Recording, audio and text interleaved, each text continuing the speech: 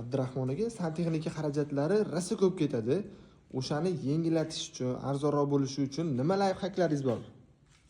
Layfhaklarni ashshi zo'rlari, teshi tegmaganlari bor. Masalan, hozir ko'rsataman aka. Qayerda ko'ringlar? O'zbekistonda hali hech kimda ko'rmaganman. Agarda shunaqa sistema, ya'ni tizimni qilayotgan ustalar bo'lsa, marhamat, kommentariyada, ya'ni izohlarda yozib qoldiringlar yoki bilgan ustalar bo'lsa, tek qilib qoldiringlar.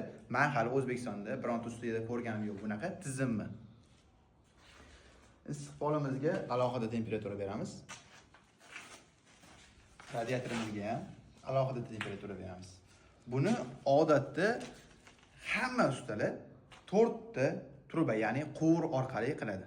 Bizi xuddi shu narsani sxemasini o'ylab chiqib 3 ta quvur bilan yechim beryapmiz. Hech qanaqa buni minus tomoni yoki kamchiligi yo'q. Mutlaqo hech qanaqa kamchiligi yo'q.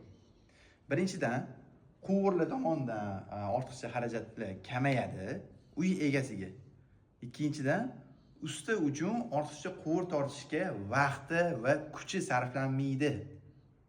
Qanchalik darajada effekt beradi shu narsalarni tasavvur qilib olsam, endi katta uchastkalarda, uylarda yaxshigina bilinib qoladi bu narsa. Endi katta afzallik bo'lmasligi mumkin, lekin bu ham o'ziga yarasha yaxshi narsa, foydalansa bo'ladigan narsa bo'ladi. Ham yana bir tomoni, butun boshli uyga farqi yo'q. 200 kvadrat bo'ladimi, 300 mi, 500 mi, 1000 mi, 2000 kvadrat bo'ladimi? To'g'risini farqi yo'q uni.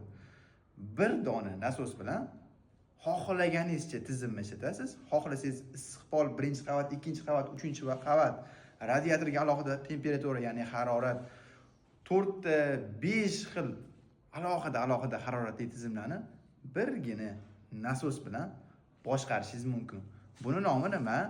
3 quvurli tizim deb nomlayapman o'zimcha. Buni ishlash prinsipini agarda qiziqqan odamlar bo'lsa, meni shaxsiyimga yozsanglar, batafsil tushuntirib beraman. Ilm ayamimizni bemalol ochiqchasiga tarqatib turamiz. Foydasi tegsa, biz xursandmiz. Savobidan umidvormiz.